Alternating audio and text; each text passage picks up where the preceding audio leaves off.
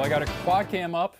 Pick your favorite sunset that's going on. I think my favorite is the one in the bottom left of the Lake of the Ozarks, but the one thing I don't like about fall is that the sun goes down earlier and earlier. It's not even 7 and we're already going to have sunset. Officially the sunset's, I think, 6:56 for today. We're getting about 11 hours and 30 minutes of daylight. That is only going to decrease and decrease. The clocks aren't going to spring forward until about November, so we got another month until that happens. But the sun's going down earlier. You're not seeing any cloud cover on any of these tower cams. Clouds are going to be so hard to come by this week. It is a very dry pattern, a very stable pattern, a very sunny pattern that's going to be here. And I know a lot of people are wanting the rain. You're just not going to see it, I think, this week and probably in the next 10 days. That's how long it's going to be until we can get some rainfall opportunities to return. We had a cold front that came in earlier today that decreased the temperatures, made it feel so nice outside, flipped the winds back into the north.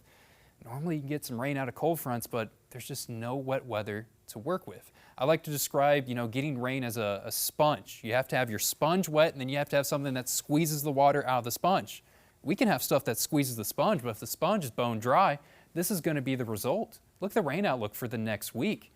Opportunities, it's just not there. It is a dry atmosphere, and for everyone pretty much west of the Mississippi, you're not getting rain this week. I think the only exception to that is people in Washington State where they can get some wet weather that's going to be spilling in, but a sunny pattern, and we absolutely need the rain. Chances of precipitation, this is not an error with the graphic. It's 0 across the board, and if I had more days up here, I think the days after would be 0 as well. It's just a pattern that's going to set in where we have the jet stream that's going to go and set up in a very zonal flow.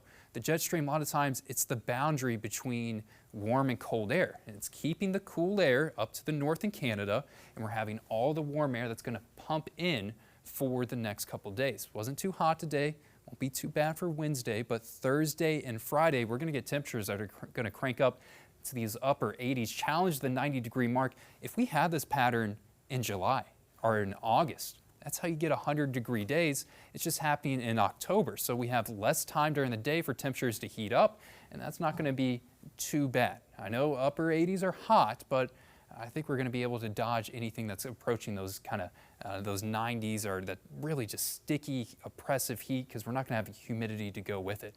Sunny conditions for today, for Wednesday, for Thursday, for Friday. That part of the forecast is not going to be changing.